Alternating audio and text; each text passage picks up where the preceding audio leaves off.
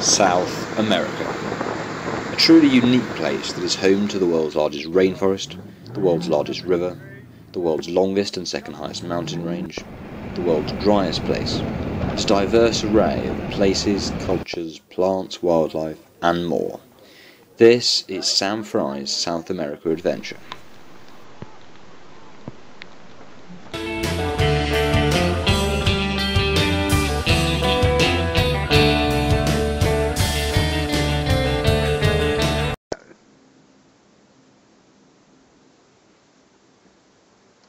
Hello, I've just come back from a month in South America, and this is my adventure.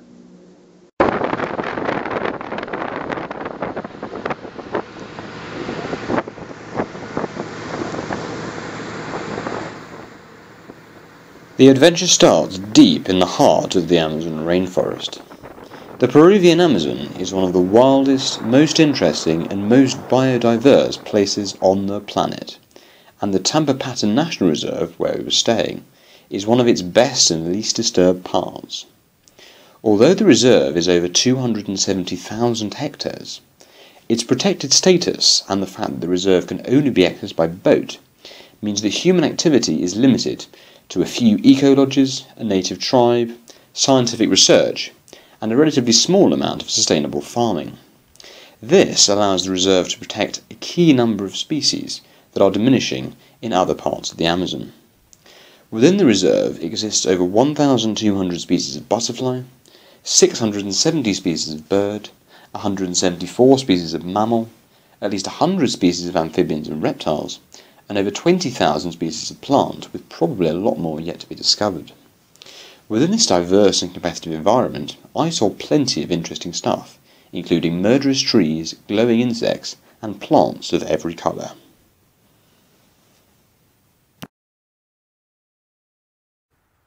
Hello and welcome to Amazon Diaries. I'm here deep in the middle of the Amazon rainforest in Peru. I'm having a wonderful time. There's been lots of things going on. I went nature spotting this morning. I went for a 5-kilometre walk yesterday, and I've seen loads of wildlife, lots of monkeys, piranhas, butterflies, other insects, ants, all kinds of things. And I'm currently here in between the trees.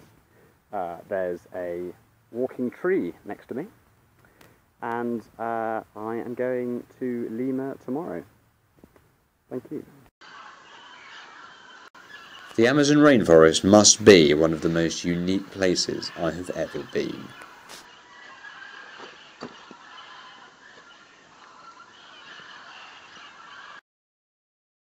From one of the most remote parts of the world, I travelled to one of the America's biggest and most important cities, Lima. I had heard bad things about Lima before I went there, but I found that when sticking to the touristy parts during the day, the city was generally very pleasant and plenty of history and culture to explore.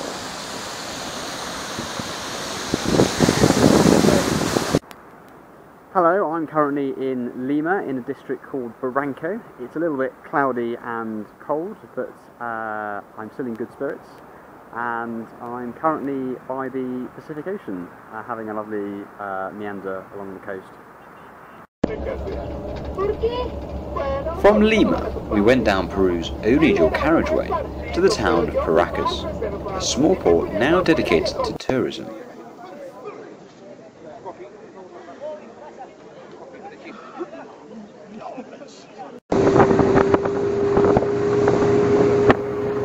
From Paracas, we took a boat to the Basilas Islands, Peru's mini Galapagos.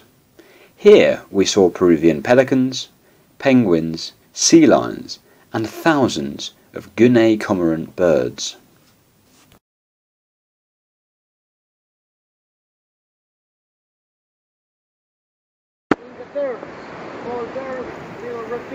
The island is mainly made up of rock formations, which are interesting to explore.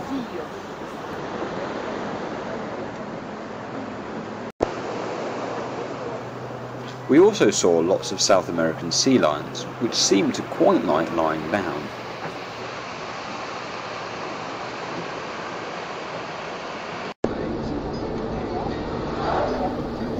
From the coast, we entered the Nazca Desert, which allowed us to have some fun in the sand.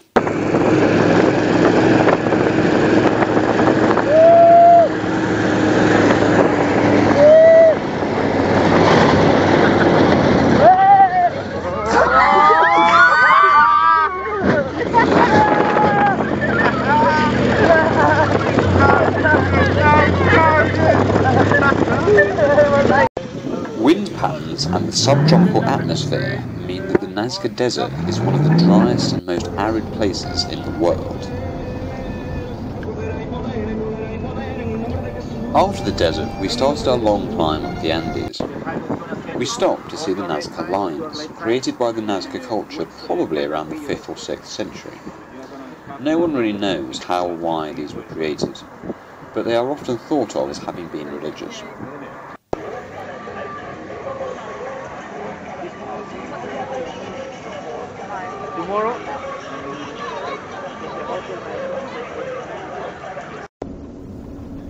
After a day in the city of Nazca, we took a night bus to Arequipa, Peru's second city, where we were met with people dancing in the streets.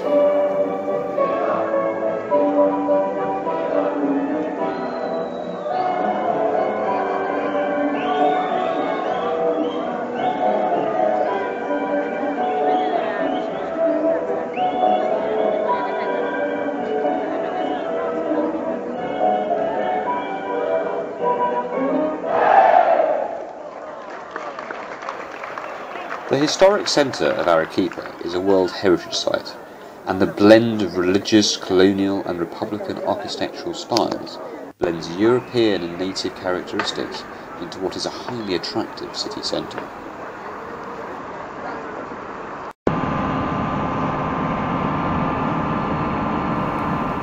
From Arequipa, we travelled higher and higher into the Andes through roads that were scenic, yet pretty windy. Reaching an altitude of 4,910 metres above sea level, we were on one of the highest paved roads in the world.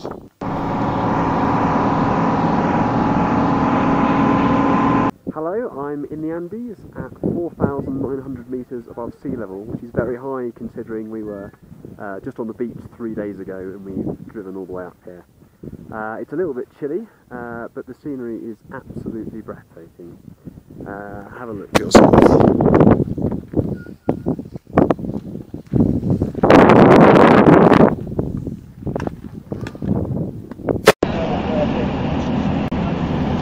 We eventually arrived at the town of Chivay, where we were given the chance to join in with some Peruvian dancing.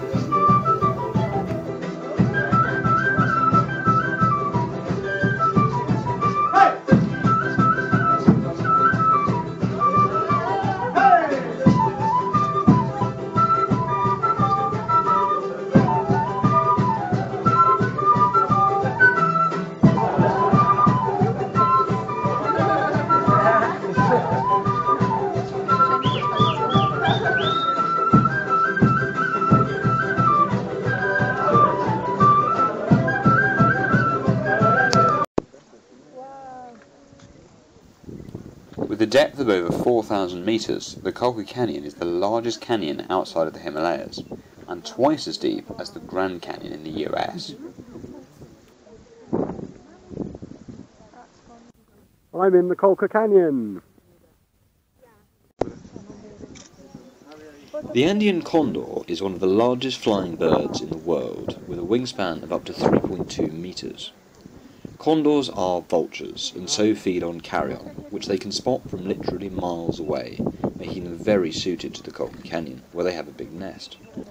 They normally come out into the canyon looking for food around 9 o'clock in the morning, which is very convenient for tourists wanting to see them.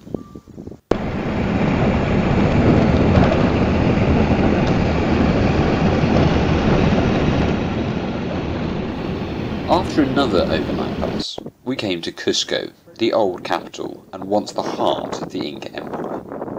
Since Machu Picchu was rediscovered, Cusco has become a major tourist destination. I'm now in the main plaza in Cusco. This used to be the heart of the Inca Empire before the Spanish came in the 16th century and quite literally built on top of it. including a lovely church and a cathedral in this very square. We continued through the Andes to the Sacred Valley and Ollantaytambo, home to a large Inca archaeological site.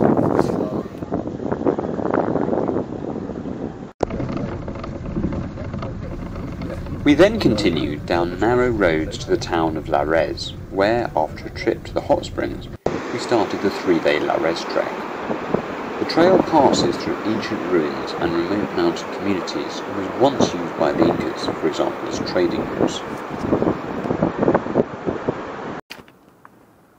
So I've just started the Lares Trail, coming out of the town of Lares. We've got another 4 hours of walking to go today. It's getting a bit difficult to breathe, but it should be fine. The first day took us along the Trapiche River and a beautiful valley until we got to our first campsite at Huaycahuaxi.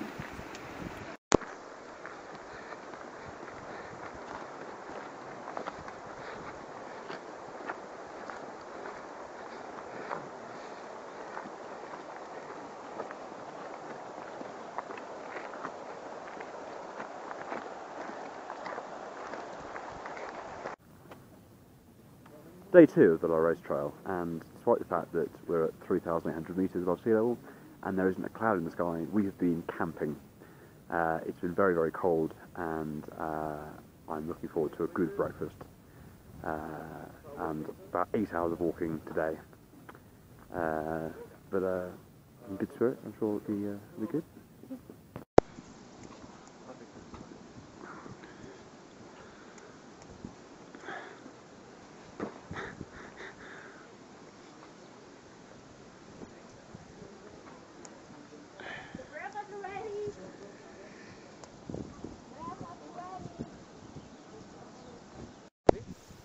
The morning of day 2 was the hardest part of the trek. It was a steep uphill climb to the Lares trek's highest point.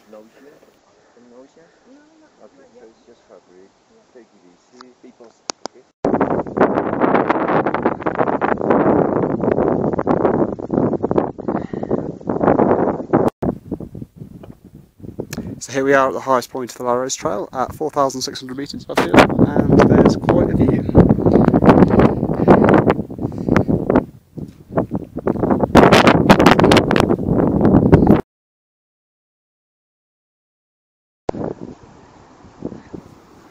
On the way there were many bridges to cross, which Jack particularly enjoyed.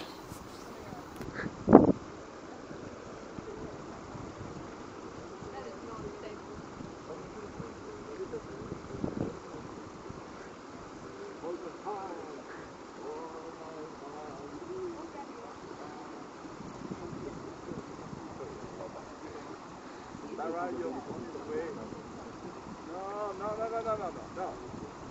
Go one, Jack.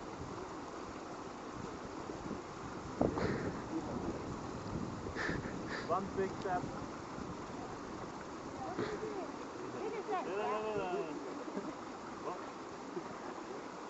Yeah, nailed it, buddy. Along the way we saw lots of animals, including the horses that carried our bags.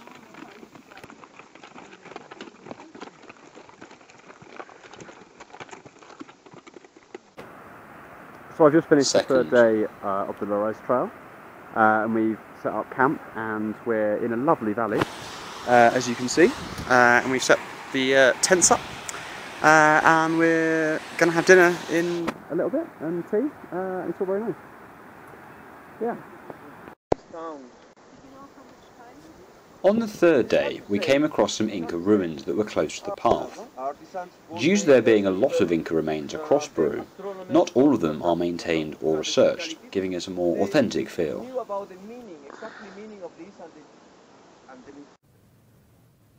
Day 3 of the Lares Trail, and here I am in some Inca ruins, which are pretty impressive, and they're just on the way, on the path.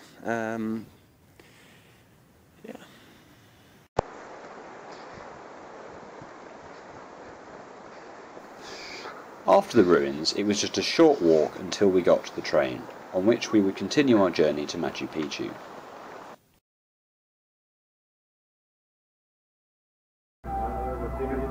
So we finished the Lores Trail and we're now on the train to Machu Picchu. There's some lovely views outside.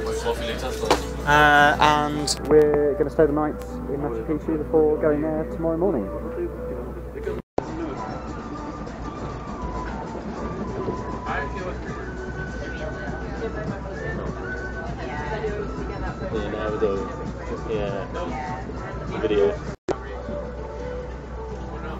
The train follows the Urubamba River through the Sacred Valley to the town of Aguas Calientes, where we had an early start to hike up to Machu Picchu.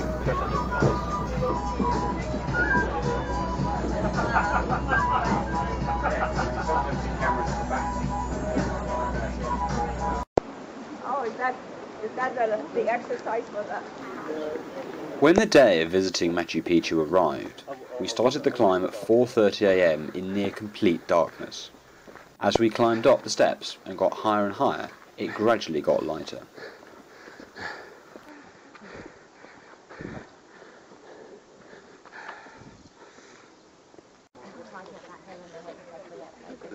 Yeah. Got there.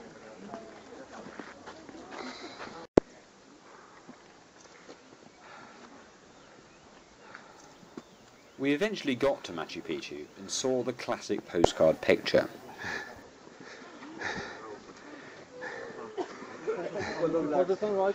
Yeah, of course we'll walk a little bit now. We're going, mate. It's 6:30 in the morning and here we are at Machu Picchu.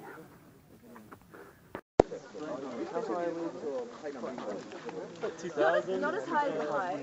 Machu Picchu!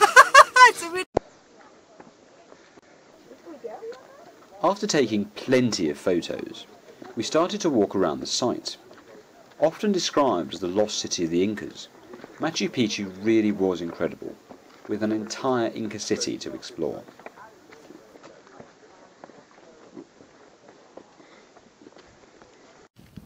So here I am in Machu Picchu. We have the urban sector over there and the agricultural sector below me here. We've had a lovely tour of the site. It's very interesting, and we're just going to have a look around now as well. I'm now at the Temple of the Sun, which is circular, and I believe faces the direction that the sun rises from. Machu Picchu had certainly lived up to its reputation as being one of the world's top tourist attractions.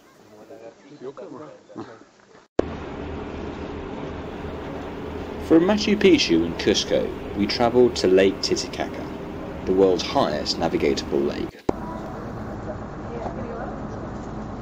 Lake Titicaca has a surface area of over 3,000 square miles, making it the largest lake in South America. On the lake are 42 floating islands, home to the Yuru people, who have lived on the island since before the Incas.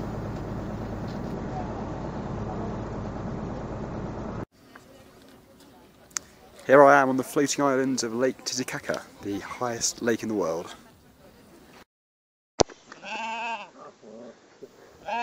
We then had a homestay with a Peruvian family, and had tasks to do in the morning, include leading a flock of sheep along the side of the hill, which proved surprisingly difficult.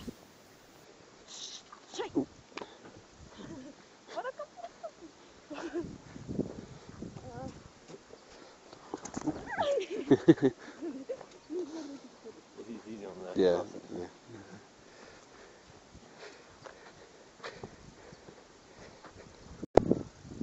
The sheep have now gone the wrong way. The sheep decided to just wander off down the side of a mountain, which apparently was normal. We also did some wood cutting, which looks easy, but when Jack and I tried it, we were generally less successful.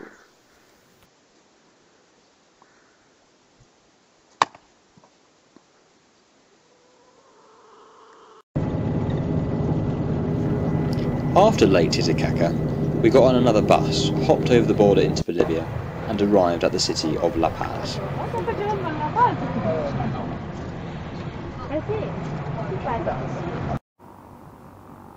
Welcome to La Paz!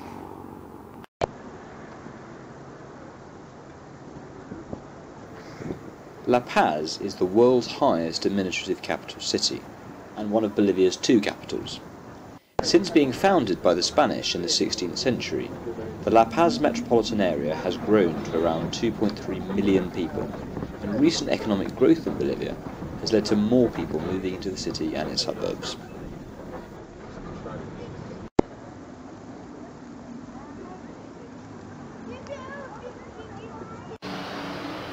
So I'm in La Paz, the highest city in the world, in the highest urban cable car in the world now. It's coming down. You can see La Paz there. It's an interesting city.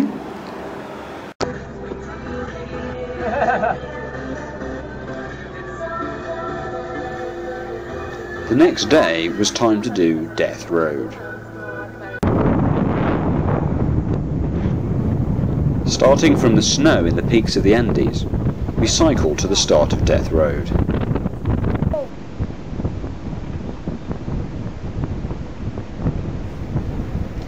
Death Road was very different from the tarmac road at the beginning.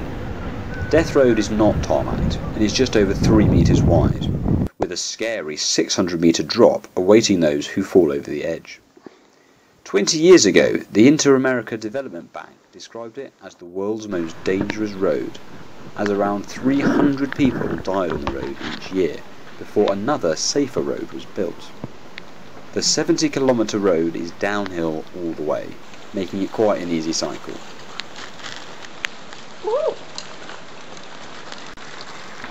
Towards the end of the road, I got a little wet in a big puddle. Alto aquí, espere un momento. Vamos, amigo, vamos.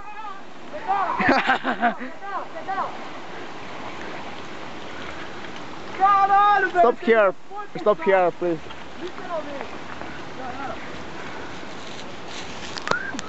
Hola chicos, hola, hola, hola. Look at the camera, hola, hola. At the bottom of the road is the start of the Amazon rainforest, and for me, a well-deserved sit-down. Hello, I've just finished Death Road, and not only did I not die, but I also had a fantastic experience. Going through the Andes, through rainforest, through snow, through fog, through mountains. It was a fantastic experience, and I am a bit knackered now. Fortunately, a newer, safer road has been built, which allowed us to get home a safer way from coming down.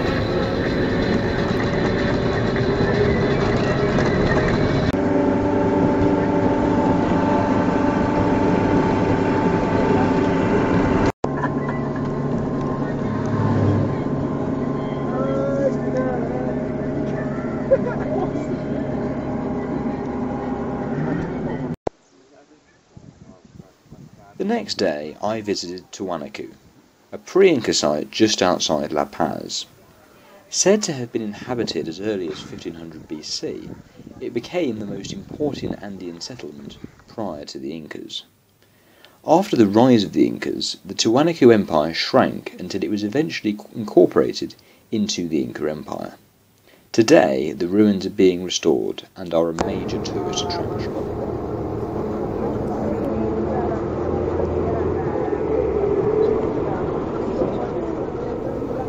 My time in South America was almost up. I had had incredible experiences. Visited a whole world of places, rainforests, cities, deserts, ancient ruins, mountains, lakes. This was a great South America adventure.